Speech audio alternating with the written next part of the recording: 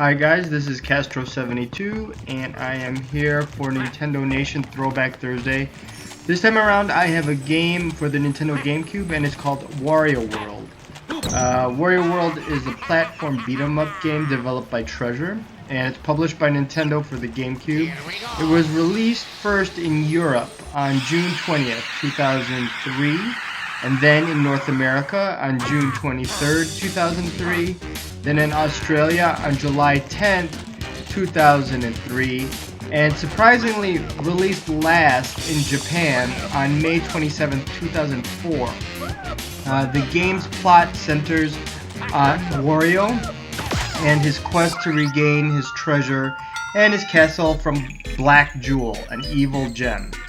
The game was fairly well received by reviewers. They praised the gameplay, but criticized the game for being too short. Wario World has sold over 142,000 copies in Japan and over 256,000 copies in the United States. In 2004, the game was re-released as a player's choice title. Wario World's gameplay centers mainly on combating enemies, although it requires some platform navigation similar to Super Mario 64 and Super Mario Sunshine. The controls are simple and are only used to run, jump, dash, perform fighting moves, and use the Hyper Suction ability to collect nearby coins. The level designs are platform-based with combat elements and have an overall linear design. The levels contain trapdoors, which lead to special platforming or puzzle-oriented challenges. Throughout the game, small forest sprites known as Spritelings give Wario advice if they are rescued from an enemy. During combat, Wario can grab enemies and either spin them around, throw them, or pile drive them into the ground. Enemies drop coins when defeated and tend to regenerate if the area is left and returned to later. The coins are used to purchase items such as life-restoring garlic and to return to life.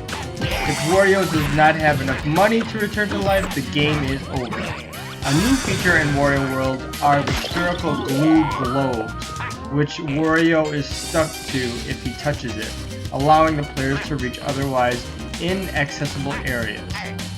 Along the way, Wario can recollect his lost treasures, which are hidden in treasure chests, and collect pieces of golden Wario statues, which increases Wario's life meter by 1/2. In order to advance the game, the player must collect a certain amount of red diamonds in each level. If the player collects all the treasures in the various levels, mini-games from the Game Boy Advance titled WarioWare Inc. Mega Micro Games are unlocked, and they can be played by using the Nintendo GameCube Game Boy Advance link cable.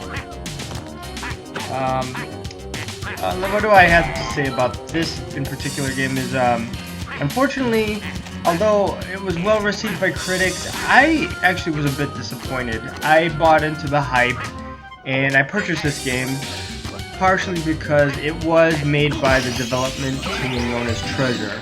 Those guys are famous for their Genesis titles, oh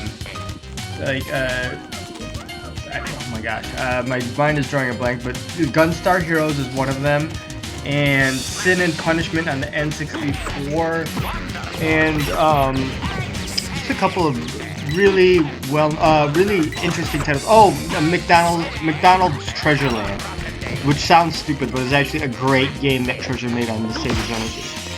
And because of that pedigree, I decided to try this game.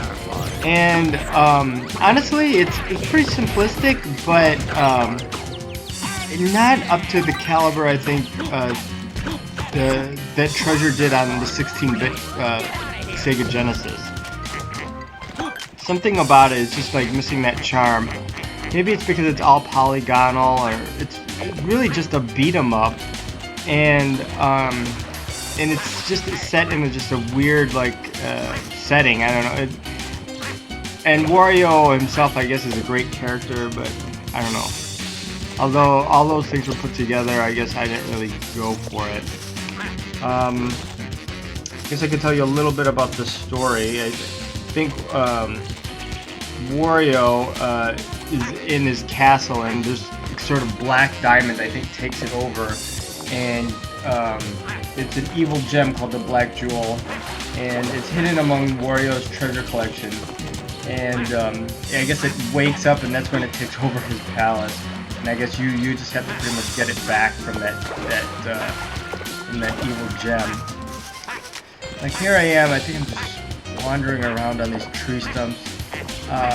Again, I don't know. I just find the graphics a little boring, and the gameplay, you know, the beat 'em up stuff with the little dinosaur guys, it's a little monotonous. And I don't know. Maybe I'm just not playing it right. I did see a speed run for it, and it did look somewhat more interesting. I'm not employing all the moves that Wario can do, so obviously I could be doing a lot better with the game. And in the speedrun, it kind of showcases the game a little better. But still, as compared to stuff like Gunstar Heroes and McDonald's Treasure Land and even Alien Soldier, which was released on the Wii Virtual Console for Mega Drive, at least here in the States. I mean, this Wario World sort of pales in comparison. Anyway, I hope you enjoyed this video. A little made haphazardly, but just wanted to showcase this title. Anyway, thanks for watching, guys, and happy Throwback Thursday. Keep on gaming.